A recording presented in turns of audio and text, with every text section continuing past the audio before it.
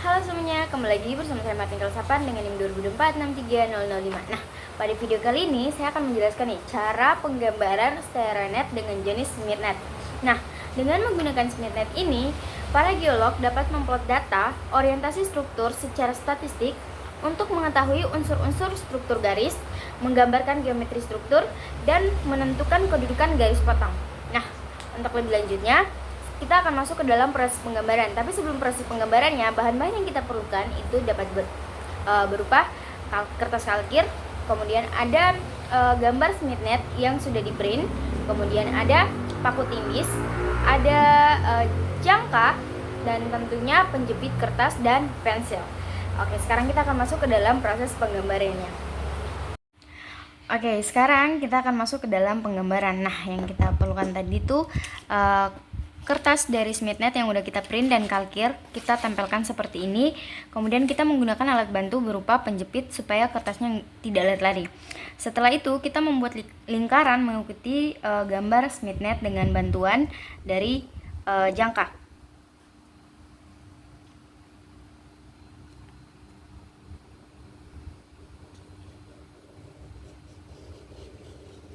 Oke.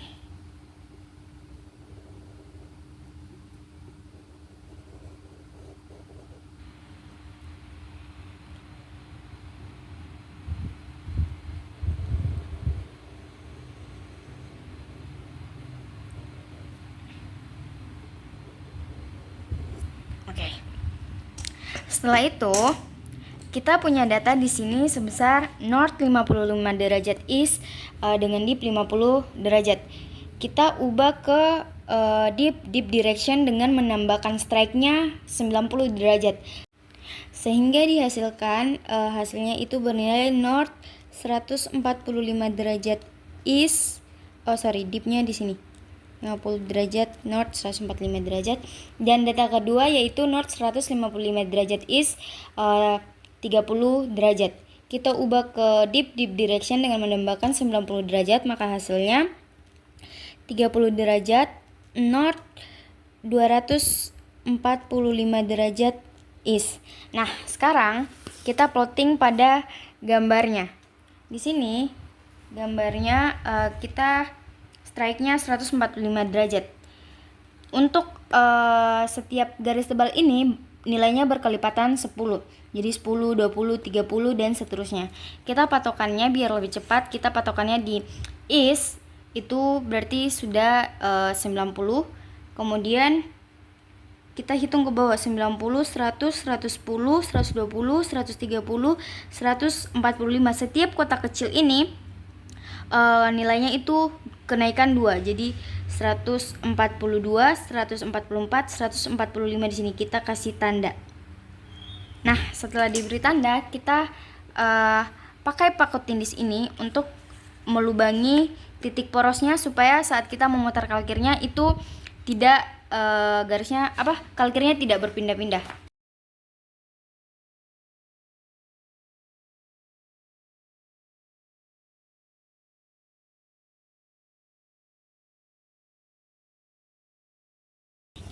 Setelah itu kita lepas penjepitnya. Kemudian data yang tadi kita plotting kita putar ke east. Nah, setelah itu kita plotting dipnya. Dipnya itu ada pada garis antara east dan west, dan nilainya itu sama, kelipatan 10 untuk setiap garis tebalnya. Nah, dipnya tadi kita dapatkan 50. Jadi dari sini bernilai 0, 10, 20, 30, 40, 50.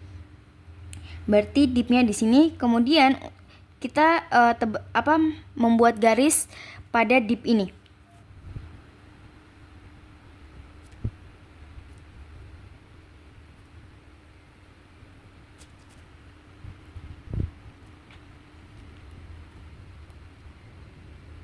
Nah, setelah memplot dipnya, kita mencari tahu titik polnya dengan cara menambahkan 90 ke sebelah kiri. Jadi di sini kita tambahkan 90. 10, 20, 30, 40, 50, 60, 70, 80, 90. Jadi polnya berada di sini. Nah, setelah itu kita putar kembali. Oke. Oh, maaf ya teman-teman, tadi kita lupa menuliskan tanda dari mata anginnya. Di sini north, sini east, south, dan west. Nah, setelah itu kita plot data kedua bernilai 245. Nah, di sini kan patokannya 90, 180, 190, 200, 210, 220, 230, dan 240, 42, 244, dan 245. Berarti di sini. Nah, setelah itu kita putar lagi ke east-nya.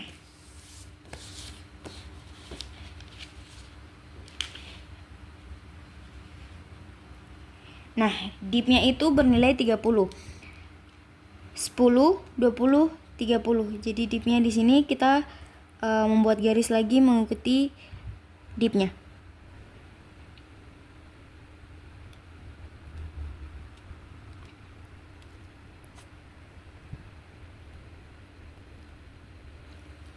Nah, setelah itu kita buat kita cari pole-nya berada di mana dengan menambahkan 90.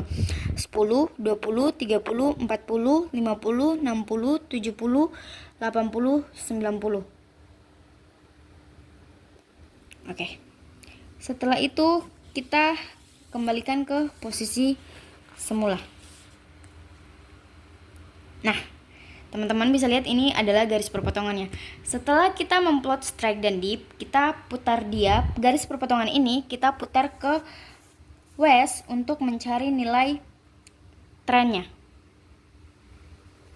Nah, kita hitung dari kiri menuju titik perpotongannya itu berapa untuk mendapatkan nilai trennya.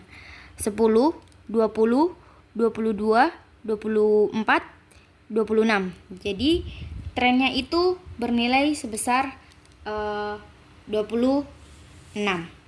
Kita kembalikan lagi ke posisi semula. Kemudian kita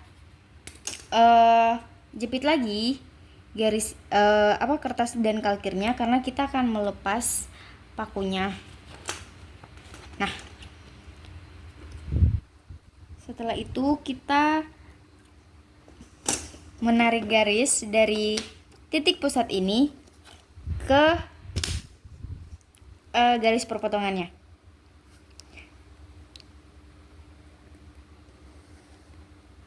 Oke. Tadi kita dapatkan nilai trennya sebesar 26 derajat. Kemudian ini kita mencari nilai trennya. Kita hitung patokannya dari sini 180, 190, 200, 210, 180, 90, 200, 210. Berarti nilai Y-nya itu sebesar 212.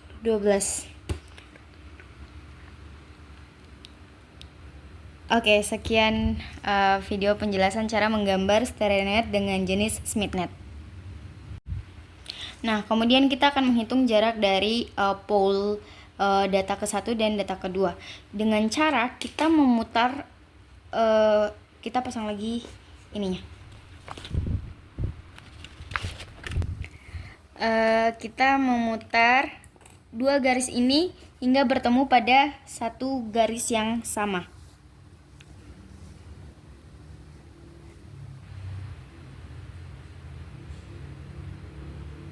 Nah, dia bertemu di garis yang ini, teman-teman bisa lihat.